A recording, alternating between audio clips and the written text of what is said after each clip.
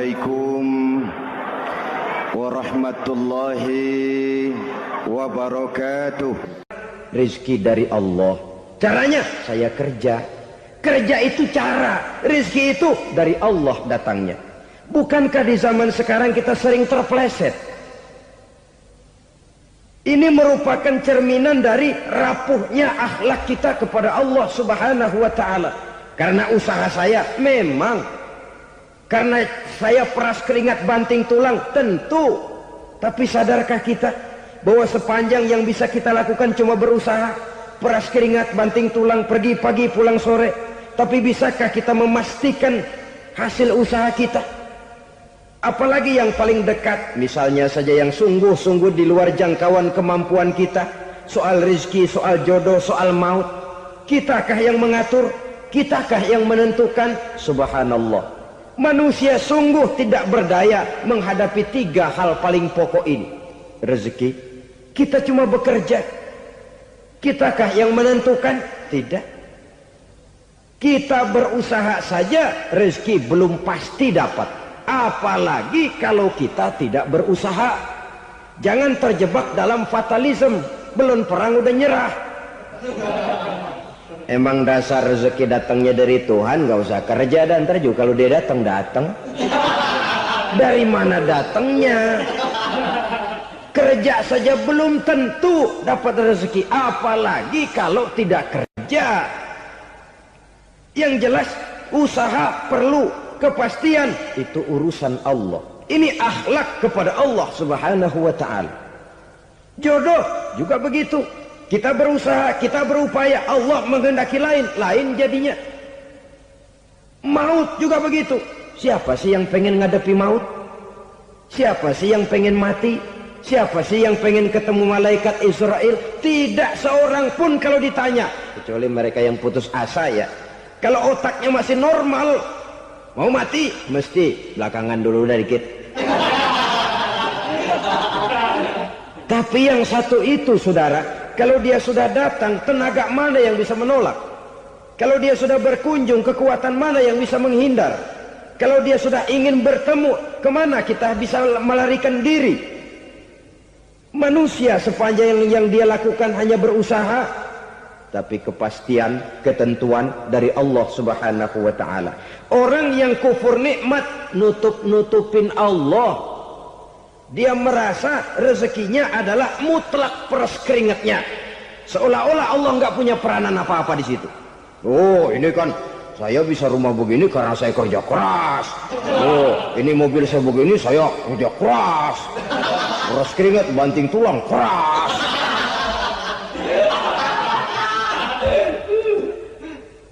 Saudara-saudara kaum muslimin rahimahkumullah. Jadi menutupi Allah. Akibatnya nanti kalau dia berhasil, Allah ketutupan. Kalau dia gagal, orang lain dicaci maki, dicari kambing hitam. Yang kambing hitam kan mahal. Karena orang sering cari-cari kambing hitam. Jarang orang mau jujur kalau bertemu kesulitan lalu mencari sebab pada dirinya sendiri. Yang paling enak ya nyalain orang. Lo begitu. Orang lain yang paling enak kita salahin. Au ya'malu fi mukhalafatil mun'im, atau dia melakukan sesuatu yang tidak sesuai dengan kehendak yang memberikannya nikmat. Diberikan kita tangan, mulut sih nggak berhenti, terima kasih Tuhan, alhamdulillah saya dikasih tangan. Cuma nih tangan enteng mat nabokin orang mulut. Itu sudah mukhalafatul mun'im, bertentangan dengan kehendak yang memberikan nikmat. Diberikan harta, mulutnya mah basah, terima kasih Tuhan, alhamdulillah dikasih harta, tapi pelitnya minta ampun, kikir koret medit. Ini juga termasuk kufur nikmat, mempergunakan suatu nikmat bertentangan dengan kehendak daripada yang memberikan nikmat itu sendiri. Saudara-saudara kaum muslimin rahimakumullah. Oleh karenanya kufur iman memang lebih bahaya daripada kufur nikmat. Tapi jangan lupa, kufur nikmat bisa menyeret orang kepada kufur iman. Dan kalau Allah udah dialingin, Tuhan sudah dinomor duain, lama-lama kenapa dia tidak mendewakan dirinya sendiri, mendewakan pangkatnya, mendewa-dewakan otaknya, mendewa-dewakan kemampuannya? Pada awalnya dia memang cuma kufur nikmat, tapi lambat laun kalau ini tidak diobati, secara pasti orang akan mengarah kepada kufur iman. Bisa berbentuk syirik, bisa berbentuk nifak, bisa berbentuk riddah. Saudara-saudara, oleh karena itu menjaga akhlak kepada Allah mutlak penting. Sebab apa? Kita tidak berakhlak kepada manusia saja, kita dikucilkan dari pergaulan. Kalau kita tidak berakhlak kepada Allah, dikucilkan oleh Allah. Hadis qudsi menyatakan, man lam yashkur ala na'mai wa lam yasbir ala balai falyakhruj min tahtis samai falyatlub rabban siwaya. Kata Allah, siapa orang yang tidak mau bersyukur terhadap nikmat yang aku berikan kepadanya dan tidak mau sabar terhadap ujian yang aku berikan kepadanya, falyakhruj min tahtis samai, persilakan saja keluar dari kolong langitku, waliyatlub rabban siwaya, tolong cari Tuhan lain selain daripada aku. Murka Allah, diusir, cuman gak kedengeran aja. Siapa yang tidak mau syukur terhadap nikmatku, siapa yang tidak mau sabar terhadap ujian yang aku berikan kepadanya, persilakan keluar dari kolong langitku ini, cari Tuhan lain selain aku. Nah, langit Tuhan yang punya, Tuhan kita lawan, diusir dari kolong langit, mau pindah ke kolong mana?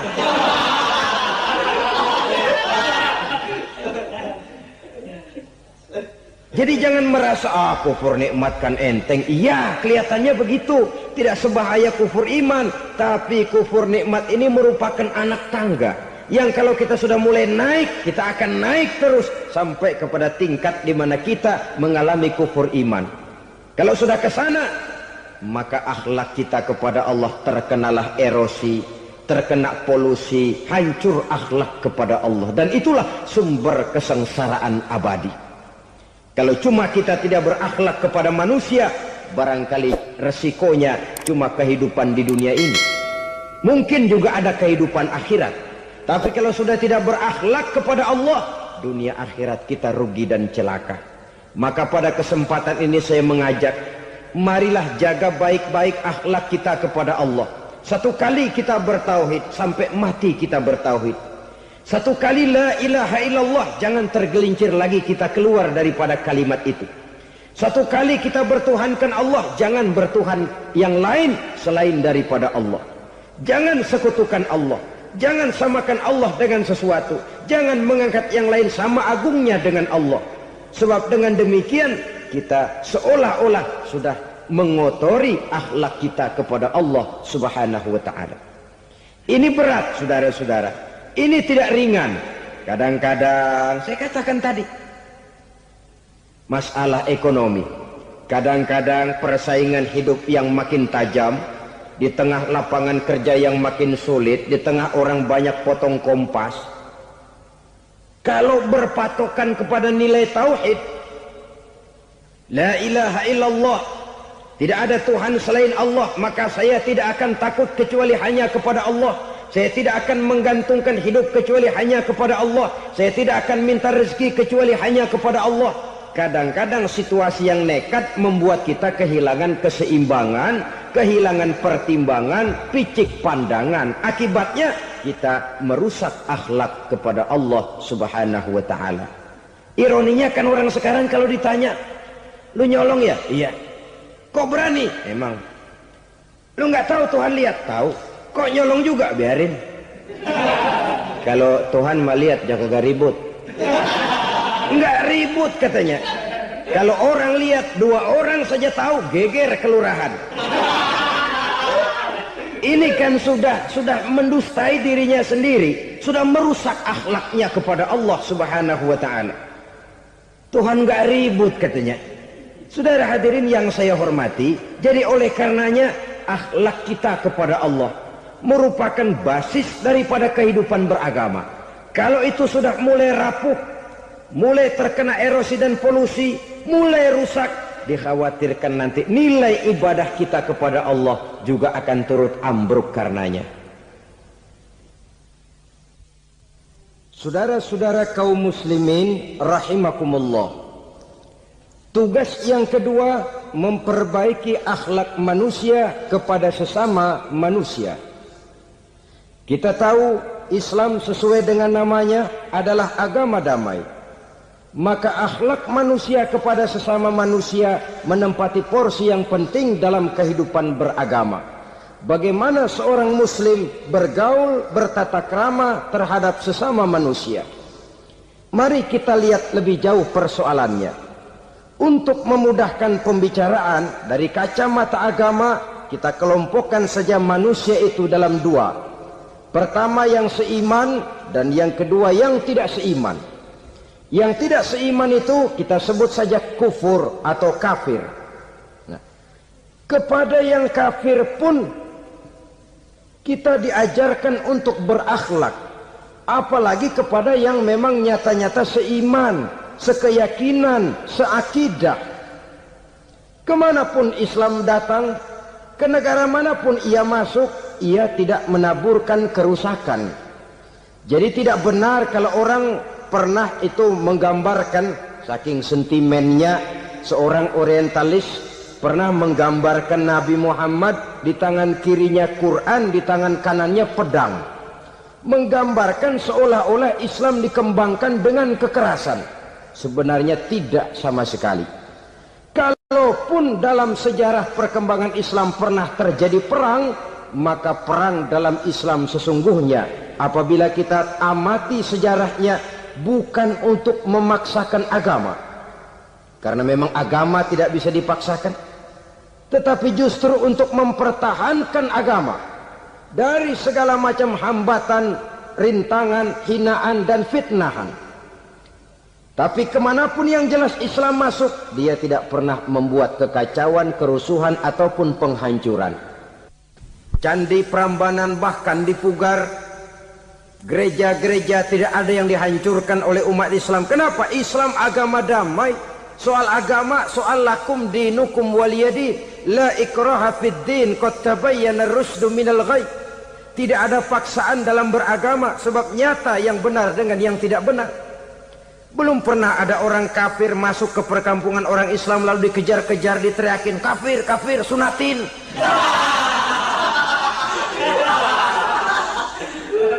Belum pernah. Kenapa? Islam menghormati orang lain agama. Nah, yang kafir ini macam-macam, saudara. Ada kafir harbi. Nah, ini kafir kerok. Ini kafir yang nyata-nyata memproklamirkan permusuhan kepada umat Islam. Nyata-nyata mengganggu ketenangan umat Islam. Kafir yang seperti ini yang boleh diperangi. Misalnya kita mau sembahyang Jumat dijagain, nggak boleh sembahyang Jumat, getok palanya. Kafir harbi artinya tantangan perang datang dari mereka, bukan kita yang mulai, mereka yang buka front. Prinsipnya umat Islam tidak boleh mencari-cari musuh, tapi pun tidak boleh lari kalau ketemu musuh. Musuh jangan dicari, ketemu jangan lari. Karena itu kesan seolah-olah umat Islam ini teroris, umat Islam ini destroyer, umat Islam ini sering menimbulkan keonaran, kerusakan. Sungguh satu fitnahan yang sangat keji. Umat Islam adalah umat yang cinta damai.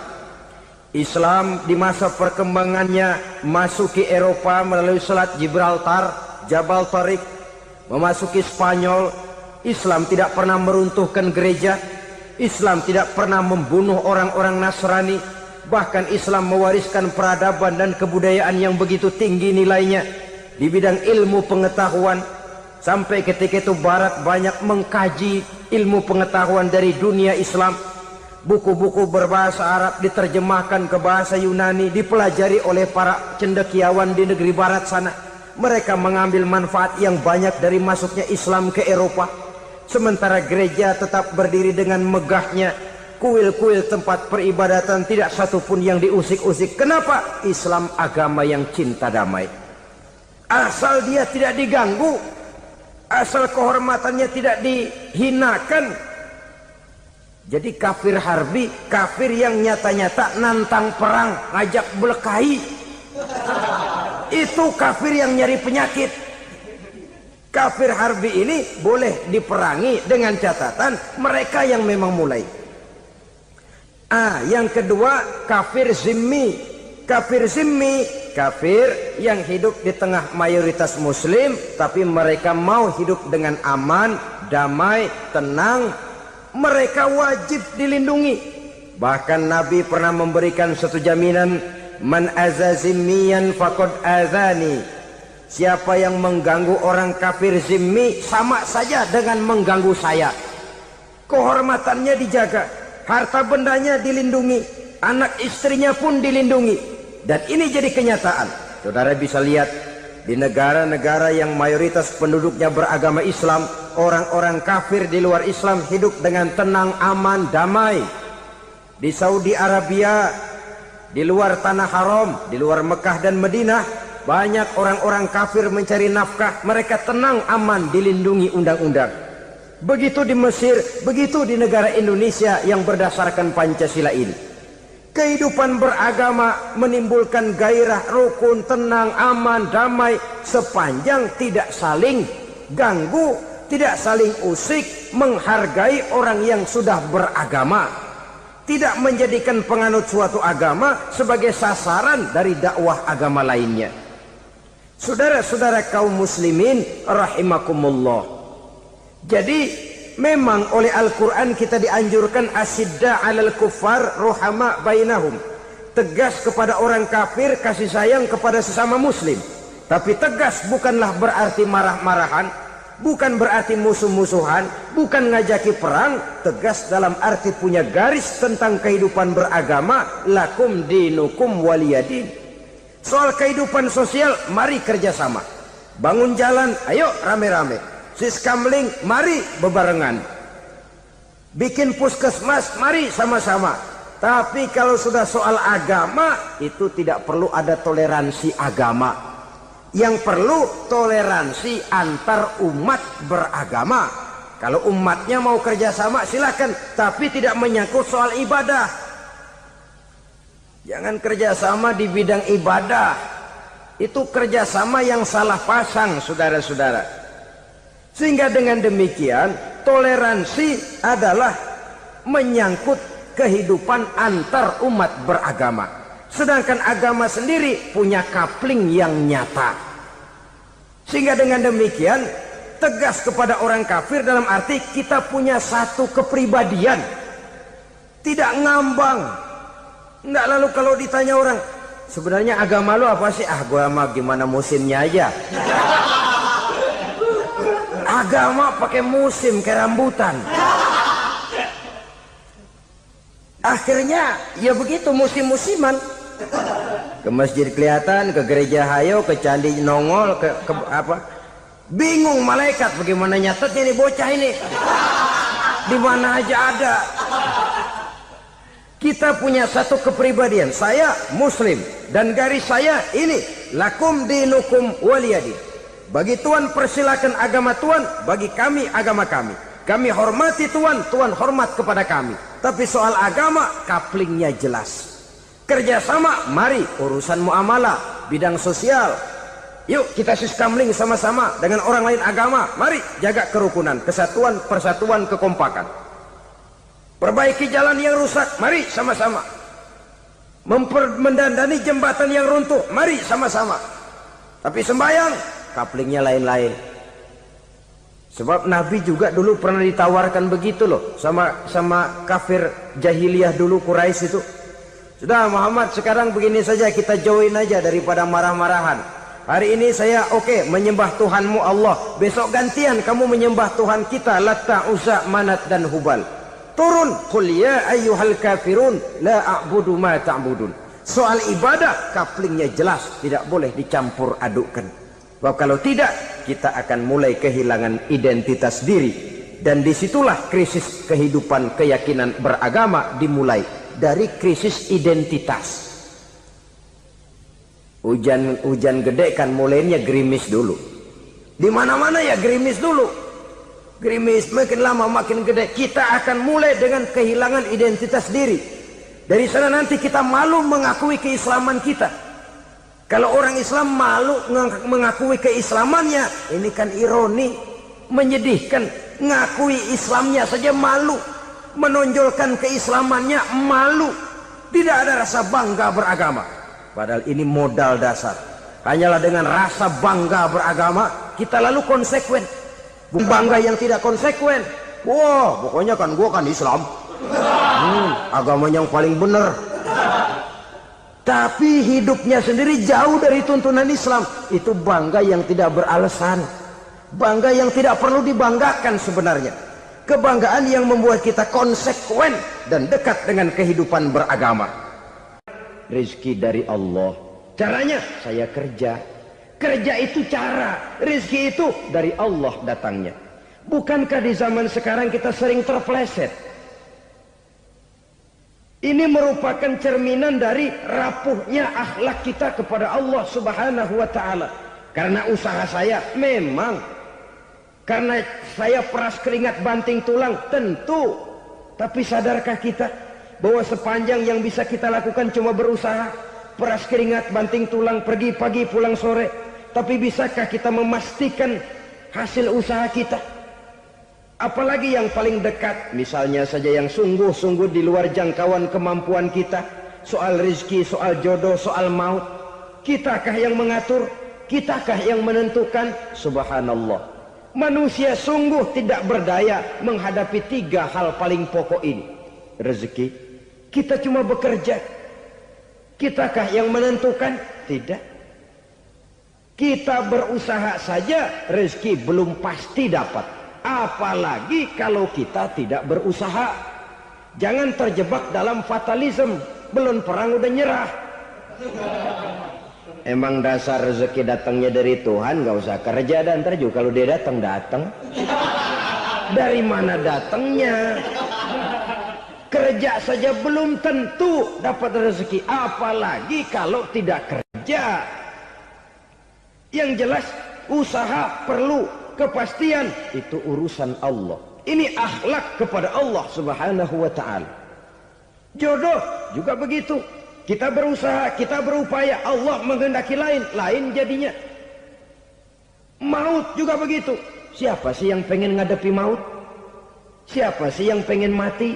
Siapa sih yang pengen ketemu malaikat Israel? Tidak seorang pun kalau ditanya, kecuali mereka yang putus asa ya. Kalau otaknya masih normal, mau mati mesti belakangan dulu udah dikit. Tapi yang satu itu saudara, kalau dia sudah datang, tenaga mana yang bisa menolak? Kalau dia sudah berkunjung, kekuatan mana yang bisa menghindar? Kalau dia sudah ingin bertemu, kemana kita bisa melarikan diri? Manusia sepanjang yang dia lakukan hanya berusaha, tapi kepastian, ketentuan dari Allah Subhanahu wa ta'ala. Orang yang kufur nikmat, nutupin Allah. Dia merasa rezekinya adalah mutlak peras keringatnya. Seolah-olah Allah nggak punya peranan apa-apa di situ. Oh, ini kan saya bisa rumah begini karena saya kerja keras. Oh, ini mobil saya begini saya kerja keras. Peras keringat, banting tulang, keras.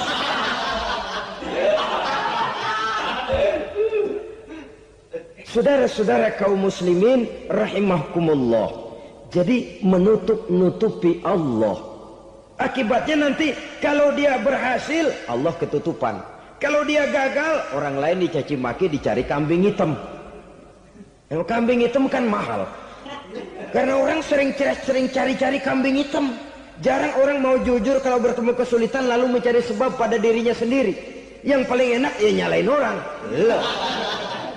Lo begitu. Orang lain yang paling enak kita salahin.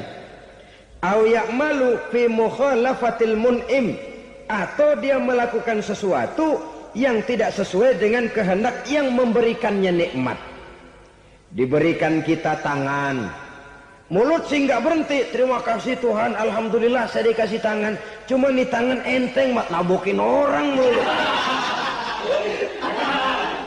Itu sudah mukhalafatul mun'im, bertentangan dengan kehendak yang memberikan nikmat. Diberikan harta, mulutnya mah basah. Terima kasih Tuhan, alhamdulillah dikasih harta. Tapi pelitnya minta ampun. Kikir, koret, medit. Ini juga termasuk kufur nikmat, mempergunakan suatu nikmat bertentangan dengan kehendak daripada yang memberikan nikmat itu sendiri. Saudara-saudara kaum muslimin rahimakumullah, oleh karenanya kufur iman memang lebih bahaya daripada kufur nikmat. Tapi jangan lupa, kufur nikmat bisa menyeret orang kepada kufur iman. Nah kalau Allah udah dialingin, Tuhan sudah dinomor duain, lama-lama kenapa dia tidak mendewakan dirinya sendiri, mendewakan pangkatnya, mendewa-dewakan otaknya, mendewa-dewakan kemampuannya? Pada awalnya dia memang cuma kufur nikmat, tapi lambat laun kalau ini tidak diobati, secara pasti orang akan mengarah kepada kufur iman. Bisa berbentuk syirik, bisa berbentuk nifak, bisa berbentuk riddah. Saudara-saudara, oleh karena itu menjaga akhlak kepada Allah mutlak penting. Sebab apa? Kita tidak berakhlak kepada manusia saja, kita dikucilkan dari pergaulan. Kalau kita tidak berakhlak kepada Allah, dikucilkan oleh Allah. Hadis qudsi menyatakan, man lam yashkur ala na'mai wa lam yasbir ala balai falyakhruj min tahtis samai falyatlub rabban siwaya. Kata Allah, siapa orang yang tidak mau bersyukur terhadap nikmat yang aku berikan kepadanya dan tidak mau sabar terhadap ujian yang aku berikan kepadanya, falyakhruj min tahtis samai, persilakan saja keluar dari kolong langitku, waliyatlub rabban siwaya, tolong cari Tuhan lain selain daripada aku. Murka Allah, diusir, cuman gak kedengeran aja. Siapa yang tidak mau syukur terhadap nikmatku, siapa yang tidak mau sabar terhadap ujian yang aku berikan kepadanya, persilakan keluar dari kolong langitku ini, cari Tuhan lain selain aku. Nah, langit Tuhan yang punya, Tuhan kita lawan, diusir dari kolong langit, mau pindah ke kolong mana?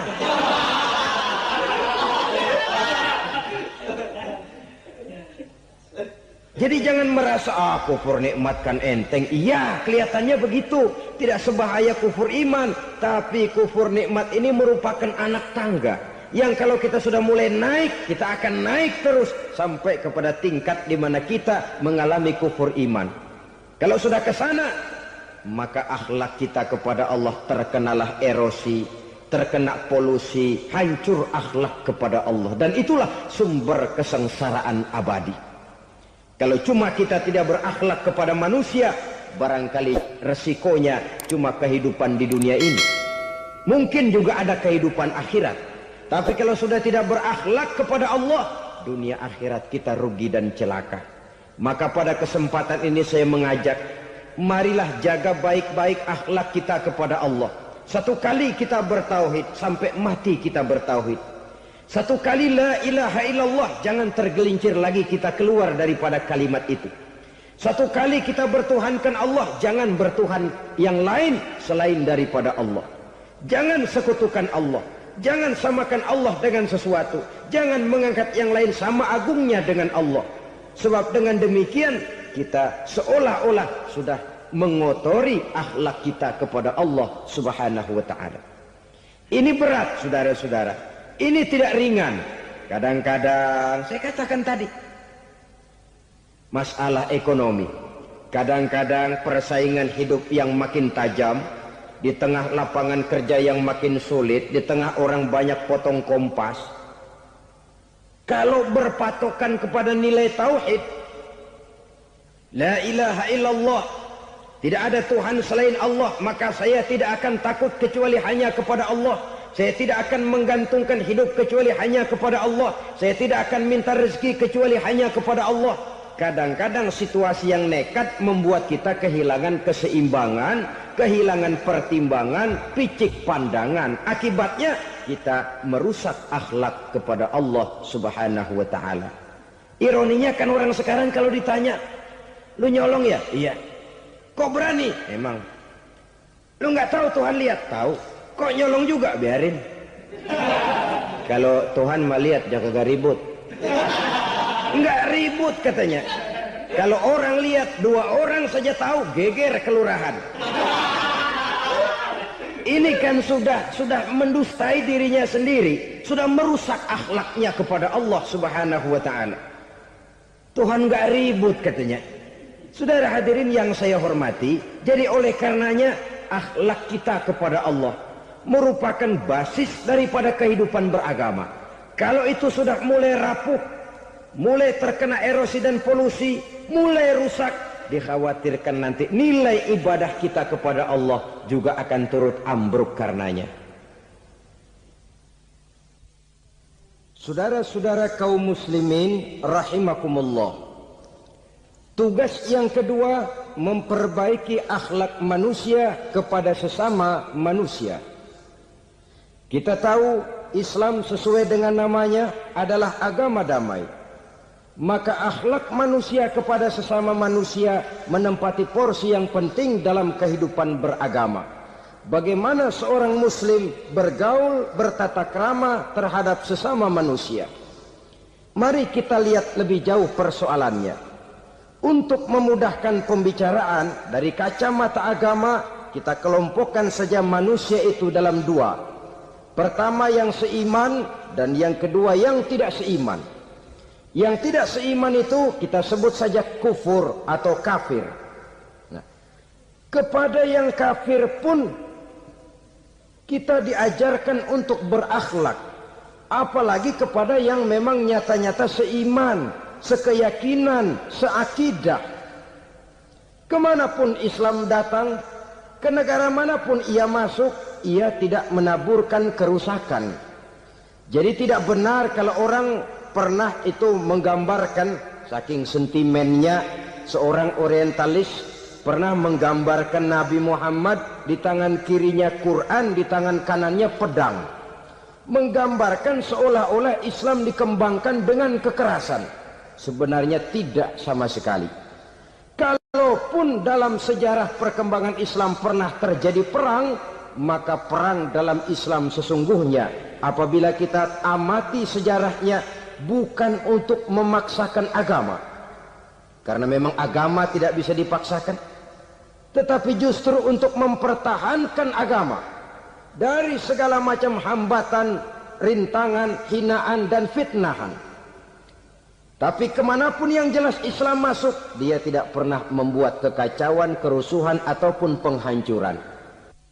Candi Prambanan bahkan dipugar, gereja-gereja tidak ada yang dihancurkan oleh umat Islam. Kenapa? Islam agama damai. Soal agama, soal lakum dinukum waliyadin, la ikraha fid din, qad tabayyana ar-rusdu minal ghayy. Tidak ada paksaan dalam beragama, sebab nyata yang benar dengan yang tidak benar. Belum pernah ada orang kafir masuk ke perkampungan orang Islam lalu dikejar-kejar, diteriakin kafir, kafir, sunatin.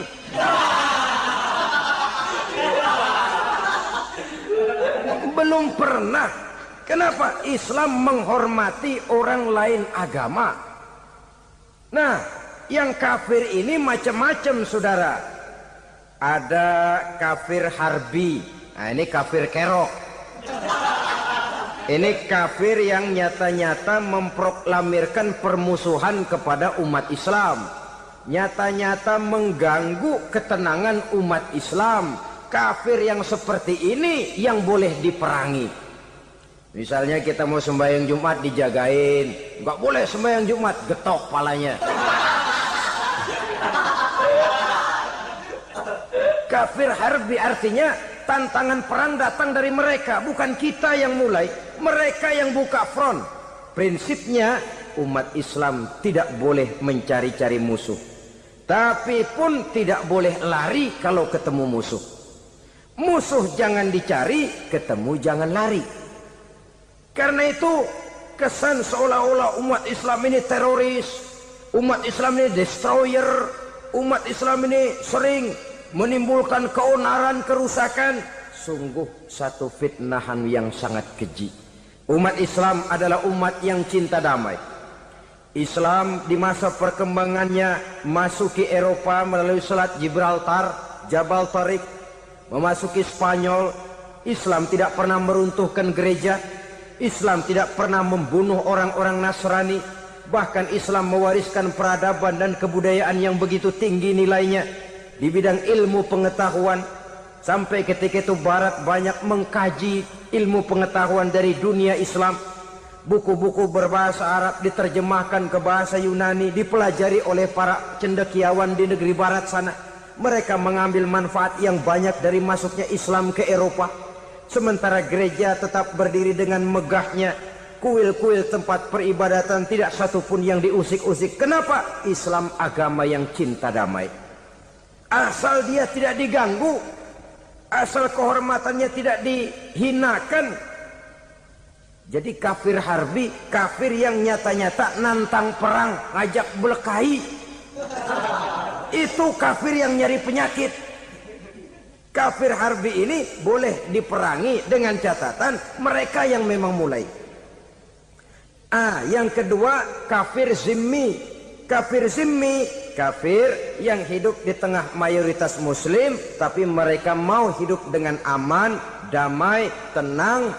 Mereka wajib dilindungi. Bahkan Nabi pernah memberikan satu jaminan, man aza zimmiyan faqad azani. Siapa yang mengganggu orang kafir zimmi sama saja dengan mengganggu saya. Kehormatannya dijaga, harta bendanya dilindungi, anak istrinya pun dilindungi. Dan ini jadi kenyataan. Saudara bisa lihat di negara-negara yang mayoritas penduduknya beragama Islam, orang-orang kafir di luar Islam hidup dengan tenang, aman, damai. Di Saudi Arabia, di luar tanah haram, di luar Mekah dan Madinah, banyak orang-orang kafir mencari nafkah. Mereka tenang, aman, dilindungi undang-undang. Begitu di Mesir, begitu di negara Indonesia yang berdasarkan Pancasila ini.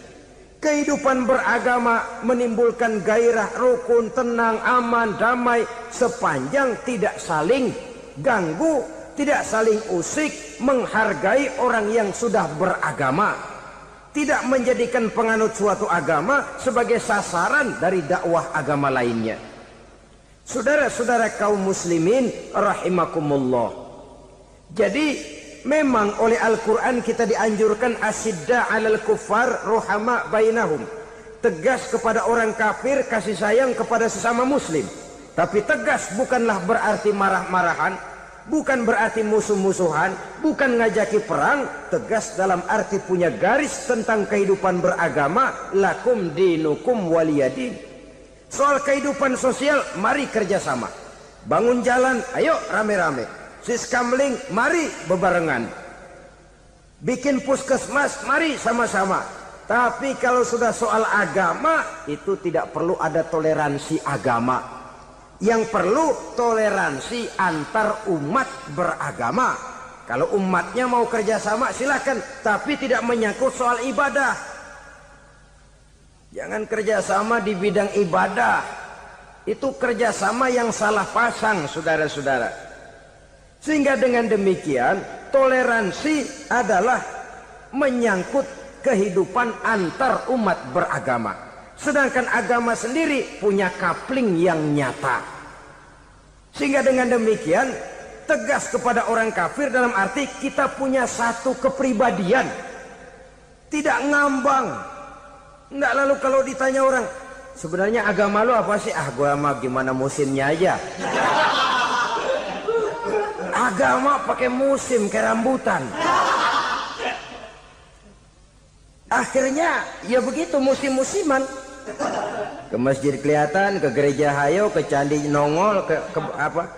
Bingung malaikat bagaimana nyatetnya nih bocah ini. Di mana aja ada.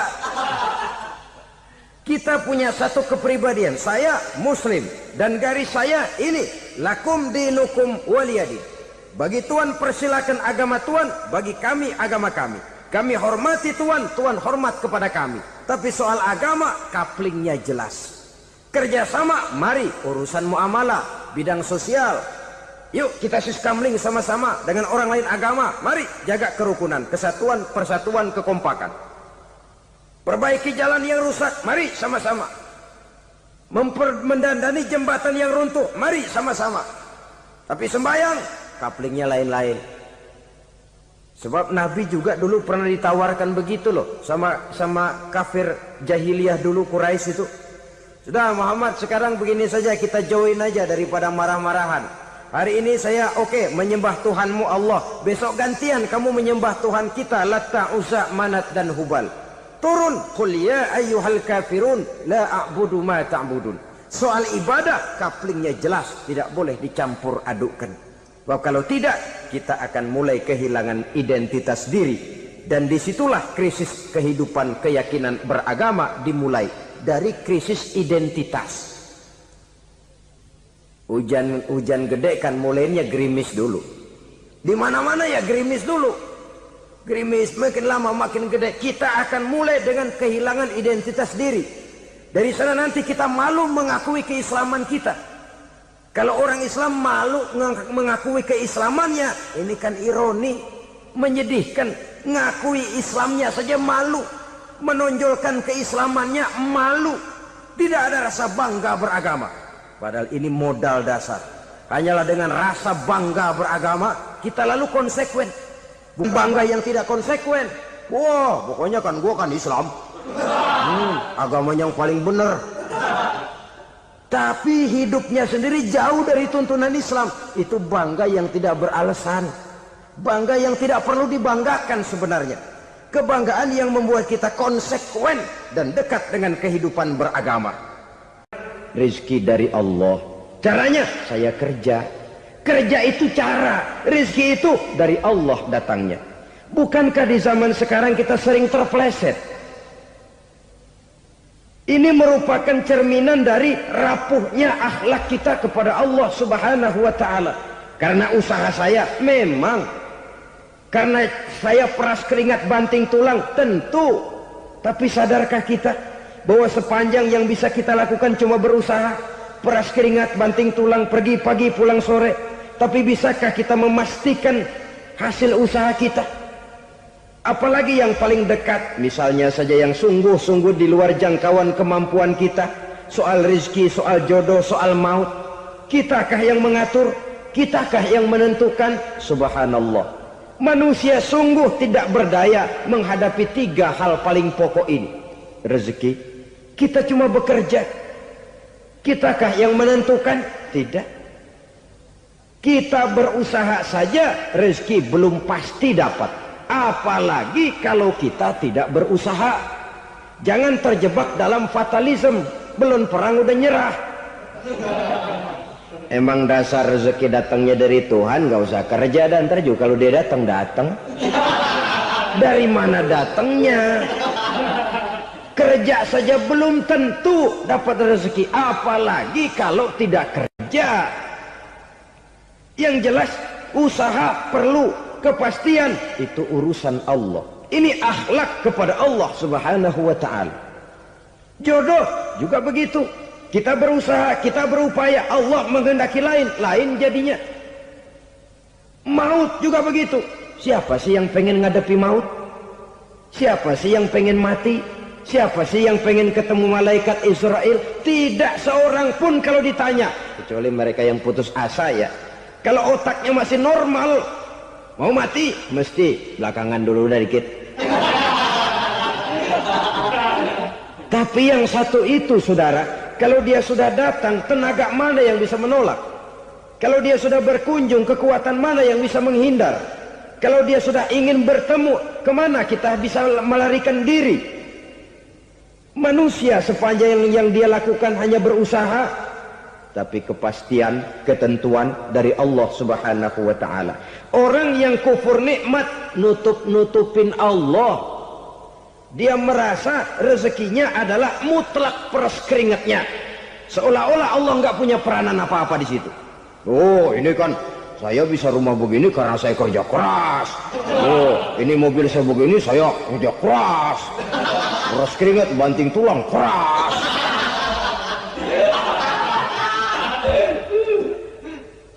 Saudara-saudara kaum muslimin rahimakumullah. Jadi menutup-nutupi Allah. Akibatnya nanti kalau dia berhasil, Allah ketutupan. Kalau dia gagal, orang lain dicaci maki, dicari kambing hitam. Yang kambing hitam kan mahal. Karena orang sering cari-cari kambing hitam. Jarang orang mau jujur kalau bertemu kesulitan lalu mencari sebab pada dirinya sendiri. Yang paling enak ya nyalain orang. Lo begitu. Orang lain yang paling enak kita salahin. Au ya'malu fi mukhalafatil mun'im, atau dia melakukan sesuatu yang tidak sesuai dengan kehendak yang memberikannya nikmat. Diberikan kita tangan, mulut sih nggak berhenti. Terima kasih Tuhan, alhamdulillah saya dikasih tangan. Cuma nih tangan enteng mat nabokin orang mulu. Itu sudah mukhalafatul mun'im, bertentangan dengan kehendak yang memberikan nikmat. Diberikan harta, mulutnya mah basah. Terima kasih Tuhan, alhamdulillah dikasih harta. Tapi pelitnya minta ampun. Kikir, koret, medit. Ini juga termasuk kufur nikmat, mempergunakan suatu nikmat bertentangan dengan kehendak daripada yang memberikan nikmat itu sendiri. Saudara-saudara kaum muslimin rahimakumullah. Oleh karenanya kufur iman memang lebih bahaya daripada kufur nikmat. Tapi jangan lupa, kufur nikmat bisa menyeret orang kepada kufur iman. Dan kalau Allah udah dialingin, Tuhan sudah dinomor duain, lama-lama kenapa dia tidak mendewakan dirinya sendiri? Mendewakan pangkatnya, mendewa-dewakan otaknya, mendewa-dewakan kemampuannya. Pada awalnya dia memang cuma kufur nikmat, tapi lambat laun kalau ini tidak diobati, secara pasti orang akan mengarah kepada kufur iman. Bisa berbentuk syirik, bisa berbentuk nifak, bisa berbentuk riddah. Saudara-saudara, oleh karena itu menjaga akhlak kepada Allah mutlak penting. Sebab apa? Kita tidak berakhlak kepada manusia saja, kita dikucilkan dari pergaulan. Kalau kita tidak berakhlak kepada Allah, dikucilkan oleh Allah. Hadis qudsi menyatakan, man lam yashkur ala na'ma'i wa lam yasbir ala bala'i falyakhruj min tahtis sama'i falyatlub rabban siwaya. Kata Allah, siapa orang yang tidak mau bersyukur terhadap nikmat yang aku berikan kepadanya dan tidak mau sabar terhadap ujian yang aku berikan kepadanya, falyakhruj min tahtis sama'i, persilahkan saja keluar dari kolong langitku. Waliyatlub rabban siwaya, tolong cari Tuhan lain selain daripada aku. Murka Allah, diusir, cuman gak kedengeran aja. Siapa yang tidak mau syukur terhadap nikmatku, siapa yang tidak mau sabar terhadap ujian yang aku berikan kepadanya, persilahkan keluar dari kolong langitku ini, cari Tuhan lain selain aku.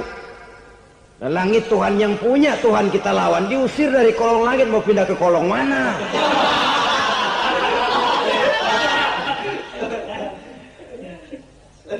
Jadi jangan merasa kufur nikmat kan enteng. Iya, kelihatannya begitu, tidak sebahaya kufur iman. Tapi kufur nikmat ini merupakan anak tangga yang kalau kita sudah mulai naik, kita akan naik terus sampai kepada tingkat di mana kita mengalami kufur iman.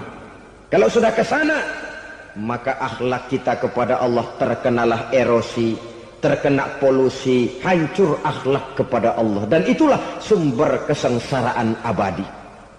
Kalau cuma kita tidak berakhlak kepada manusia, barangkali resikonya cuma kehidupan di dunia ini. Mungkin juga ada kehidupan akhirat. Tapi kalau sudah tidak berakhlak kepada Allah, dunia akhirat kita rugi dan celaka. Maka pada kesempatan ini saya mengajak, marilah jaga baik-baik akhlak kita kepada Allah. Satu kali kita bertauhid, sampai mati kita bertauhid. Satu kali la ilaha illallah, jangan tergelincir lagi kita keluar daripada kalimat itu. Satu kali kita bertuhankan Allah, jangan bertuhan yang lain selain daripada Allah. Jangan sekutukan Allah, jangan samakan Allah dengan sesuatu, jangan mengangkat yang lain sama agungnya dengan Allah. Sebab dengan demikian kita seolah-olah sudah mengotori akhlak kita kepada Allah Subhanahu wa taala. Ini berat, saudara-saudara. Ini tidak ringan. Kadang-kadang saya katakan tadi, masalah ekonomi, kadang-kadang persaingan hidup yang makin tajam, di tengah lapangan kerja yang makin sulit, di tengah orang banyak potong kompas. Kalau berpatokan kepada nilai tauhid, la ilaha illallah, tidak ada Tuhan selain Allah, maka saya tidak akan takut kecuali hanya kepada Allah. Saya tidak akan menggantungkan hidup kecuali hanya kepada Allah. Saya tidak akan minta rezeki kecuali hanya kepada Allah. Kadang-kadang situasi yang nekat membuat kita kehilangan keseimbangan, kehilangan pertimbangan, picik pandangan. Akibatnya kita merusak akhlak kepada Allah Subhanahu wa taala. Ironinya kan orang sekarang kalau ditanya, "Lu nyolong ya?" "Iya." "Kok berani?" "Emang." "Lu nggak tahu Tuhan lihat?" "Tahu." "Kok nyolong juga?" "Biarin." Kalau Tuhan mah lihat jangan kagak ribut. Nggak ribut katanya. Kalau orang lihat, 2 orang saja tahu, geger kelurahan. Ini kan sudah mendustai dirinya sendiri, sudah merusak akhlaknya kepada Allah Subhanahu wa taala. Tuhan nggak ribut katanya. Saudara hadirin yang saya hormati, jadi oleh karenanya akhlak kita kepada Allah merupakan basis daripada kehidupan beragama. Kalau itu sudah mulai rapuh, mulai terkena erosi dan polusi, mulai rusak, dikhawatirkan nanti nilai ibadah kita kepada Allah juga akan turut ambruk karenanya. Saudara-saudara kaum muslimin rahimakumullah, tugas yang kedua memperbaiki akhlak manusia kepada sesama manusia. Kita tahu Islam sesuai dengan namanya adalah agama damai. Maka akhlak manusia kepada sesama manusia menempati porsi yang penting dalam kehidupan beragama. Bagaimana seorang muslim bergaul, bertata krama terhadap sesama manusia. Mari kita lihat lebih jauh persoalannya. Untuk memudahkan pembicaraan dari kacamata agama, kita kelompokkan saja manusia itu dalam 2. Pertama yang seiman dan yang kedua yang tidak seiman. Yang tidak seiman itu kita sebut saja kufur atau kafir. Nah, kepada yang kafir pun kita diajarkan untuk berakhlak. Apalagi kepada yang memang nyata-nyata seiman, sekeyakinan, seakidah. Kemanapun Islam datang, ke negara manapun ia masuk, ia tidak menaburkan kerusakan. Jadi tidak benar kalau orang pernah itu menggambarkan, saking sentimennya seorang orientalis pernah menggambarkan Nabi Muhammad di tangan kirinya Quran, di tangan kanannya pedang, menggambarkan seolah-olah Islam dikembangkan dengan kekerasan. Sebenarnya tidak sama sekali. Kalaupun dalam sejarah perkembangan Islam pernah terjadi perang, maka perang dalam Islam sesungguhnya apabila kita amati sejarahnya bukan untuk memaksakan agama, karena memang agama tidak bisa dipaksakan, tetapi justru untuk mempertahankan agama dari segala macam hambatan, rintangan, hinaan dan fitnahan. Tapi kemanapun yang jelas Islam masuk, dia tidak pernah membuat kekacauan, kerusuhan ataupun penghancuran. Candi Prambanan bahkan dipugar, gereja-gereja tidak ada yang dihancurkan oleh umat Islam. Kenapa? Islam agama damai. Soal agama, soal lakum dinukum waliyadin, la ikraha fid din, qad tabayyana ar-rusdu minal ghayy. Tidak ada paksaan dalam beragama, sebab nyata yang benar dengan yang tidak benar. Belum pernah ada orang kafir masuk ke perkampungan orang Islam lalu dikejar-kejar, diteriakin kafir, kafir, sunatin.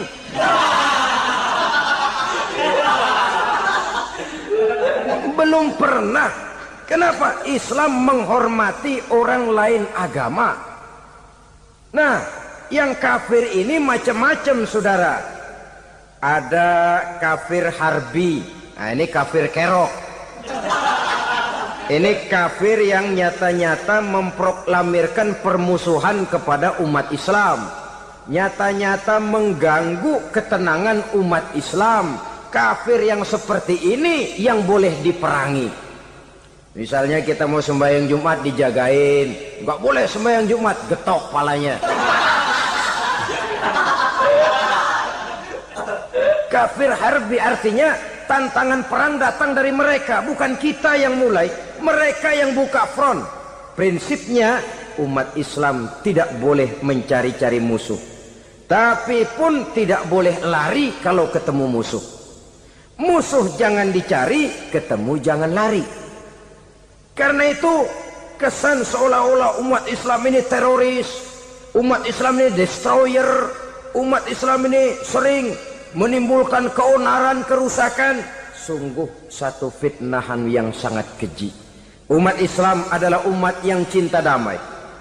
Islam di masa perkembangannya masuki Eropa melalui Selat Gibraltar, Jabal Tariq, memasuki Spanyol.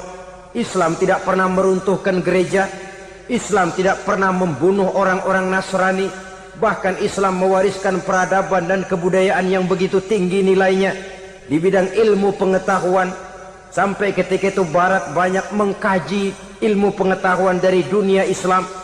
Buku-buku berbahasa Arab diterjemahkan ke bahasa Yunani, dipelajari oleh para cendekiawan di negeri Barat sana. Mereka mengambil manfaat yang banyak dari masuknya Islam ke Eropa. Sementara gereja tetap berdiri dengan megahnya. Kuil-kuil tempat peribadatan tidak satupun yang diusik-usik. Kenapa? Islam agama yang cinta damai. Asal dia tidak diganggu, asal kehormatannya tidak dihinakan. Jadi kafir harbi, kafir yang nyata-nyata nantang perang, ngajak berkelahi. Itu kafir yang nyari penyakit. Kafir harbi ini boleh diperangi dengan catatan mereka yang memang mulai. Yang kedua kafir zimmi. Kafir zimmi, kafir yang hidup di tengah mayoritas muslim, tapi mereka mau hidup dengan aman, damai, tenang. Mereka wajib dilindungi. Bahkan Nabi pernah memberikan satu jaminan, man azazimiyan faqad azani. Siapa yang mengganggu orang kafir zimmi sama saja dengan mengganggu saya. Kehormatannya dijaga, harta bendanya dilindungi, anak istrinya pun dilindungi. Dan ini jadi kenyataan. Saudara bisa lihat di negara-negara yang mayoritas penduduknya beragama Islam, orang-orang kafir di luar Islam hidup dengan tenang, aman, damai. Di Saudi Arabia, di luar tanah haram, di luar Mekah dan Madinah, banyak orang-orang kafir mencari nafkah. Mereka tenang, aman, dilindungi undang-undang. Begitu di Mesir, begitu di negara Indonesia yang berdasarkan Pancasila ini. Kehidupan beragama menimbulkan gairah, rukun, tenang, aman, damai, sepanjang tidak saling ganggu, tidak saling usik, menghargai orang yang sudah beragama, tidak menjadikan penganut suatu agama sebagai sasaran dari dakwah agama lainnya. Saudara-saudara kaum muslimin rahimakumullah. Jadi memang oleh Al-Quran kita dianjurkan asidda alal kuffar ruhama bainahum. Tegas kepada orang kafir, kasih sayang kepada sesama muslim. Tapi tegas bukanlah berarti marah-marahan, bukan berarti musuh-musuhan, bukan ngajaki perang. Tegas dalam arti punya garis tentang kehidupan beragama. Lakum dinukum waliyadin. Soal kehidupan sosial, mari kerjasama. Bangun jalan, ayo rame-rame. Siskamling, mari bebarengan. Bikin puskesmas, mari sama-sama. Tapi kalau sudah soal agama, itu tidak perlu ada toleransi agama. Yang perlu toleransi antar umat beragama. Kalau umatnya mau kerjasama silakan, tapi tidak menyangkut soal ibadah. Jangan kerjasama di bidang ibadah. Itu kerjasama yang salah pasang, saudara-saudara. Sehingga dengan demikian toleransi adalah menyangkut kehidupan antar umat beragama. Sedangkan agama sendiri punya kapling yang nyata. Sehingga dengan demikian tegas kepada orang kafir dalam arti kita punya satu kepribadian. Tidak ngambang. Enggak, lalu kalau ditanya orang, sebenarnya agama lu apa sih? Ah, gua mah gimana musimnya aja. Agama pakai musim kayak rambutan. Akhirnya ya begitu, musim-musiman. Ke masjid kelihatan, ke gereja hayo, ke candi nongol, ke apa? Bingung malaikat bagaimana nyatetnya nih bocah ini. Di mana aja ada. Kita punya satu kepribadian. Saya Muslim dan garis saya ini, lakum dinukum waliyadin.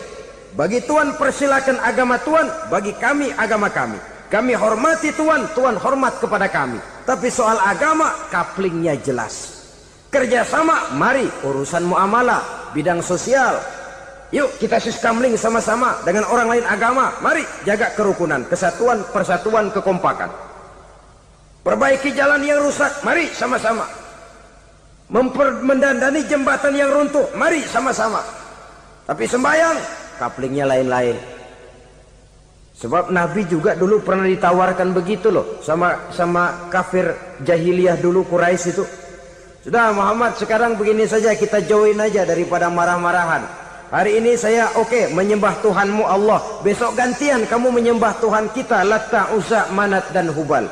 Turun, qul ya ayyuhal kafirun la a'budu ma ta'budun. Soal ibadah kaplingnya jelas, tidak boleh dicampur adukkan. Sebab kalau tidak, kita akan mulai kehilangan identitas diri. Dan disitulah krisis kehidupan keyakinan beragama dimulai. Dari krisis identitas. Hujan gede kan mulainya gerimis dulu. Di mana-mana ya gerimis dulu. Gerimis makin lama makin gede. Kita akan mulai dengan kehilangan identitas diri. Dari sana nanti kita malu mengakui keislaman kita. Kalau orang Islam malu mengakui keislamannya, ini kan ironi, menyedihkan. Ngakui Islamnya saja malu, menonjolkan keislamannya malu. Tidak ada rasa bangga beragama. Padahal ini modal dasar. Hanyalah dengan rasa bangga beragama kita lalu konsekuen.